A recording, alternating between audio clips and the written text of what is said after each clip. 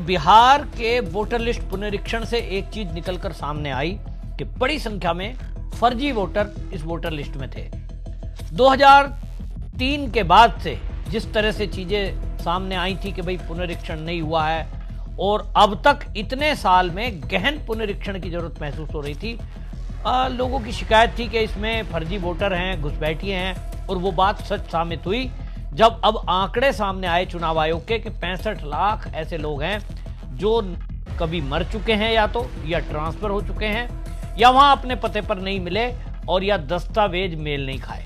लेकिन पूरी विपक्षी पार्टी इस फैसले से बौखला गई कि जब चुनाव आयोग ने कहा कि बिहार को देखते हुए अब हमें यह लगने लगा है कि पूरे देश के अंदर विशेष गहन पुनरीक्षण जरूरी है। और जैसे ही चुनाव आयोग ने घोषणा की कि अब चुनाव आयोग पूरे देश में विशेष गहन पुनरीक्षण कराएगा, पूरी विपक्षी पार्टी बौखला गई। जैसे ही बिहार में चुनाव आयोग ने गहन पुनरीक्षण की घोषणा की थी, तभी कई विपक्षी दल सुप्रीम कोर्ट पहुंच गए थे, जिसमें कांग्रेस, टीएमसी और आरजेडी और ये कई ऐसी पार्टी थी जो सुप्रीम कोर्ट में जाकर ये कह रहे थे कि साहब इसकी कोई जरूरत नहीं है, ये जो चुनाव आयोग है ये तो सरकार की हाथ की कठपुतली है। इस तरह के आरोप लगाए जा रहे थे। लेकिन अब जो आंकड़े सामने आए, उस आंकड़े के बाद तो ये चौंकाने वाला खुलासा हुआ कि भाई लगभग 30 लाख लोग तो ऐसे थे जो मर चुके थे और उनके नाम दर्ज थे। अब बताइए इस फर्जीवाड़े को हटाने का क्या तरीका है, क्या करें?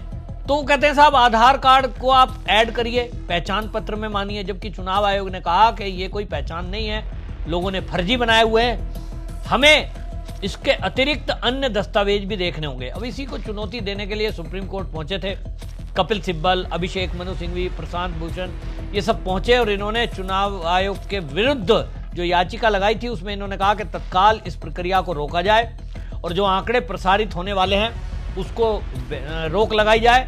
लेकिन सुप्रीम कोर्ट ने इनकी याचिका की सुनवाई करने के लिए अगली डेट दी है और वो 12-13 अगस्त की सूचीबद्ध किया गया है, लेकिन रोक लगाने से मना कर दिया। एक तरह से देखा जाए तो विपक्षी पार्टी के नेता और खासतौर पे कपिल सिब्बल जो सोच रहे थे कि हम कोर्ट में जाएंगे, फिर हमारी बात सुनी जाएगी और तत्काल इस पर रोक लग जाएगी, वो जो है विपक्ष को एक झटका लगा है। विपक्ष की बात नहीं सुनी गई। हालांकि चुनाव आयोग को सुप्रीम कोर्ट ने मौखिक एक सलाह दी कि भाई क्यों नहीं आप आधार कार्ड को एक्सेप्ट करते हैं एज ए प्रमाण पत्र। अब इस पर चुनाव आयोग जवाब देगा। चुनाव आयोग ने क्यों ऐसा फैसला लिया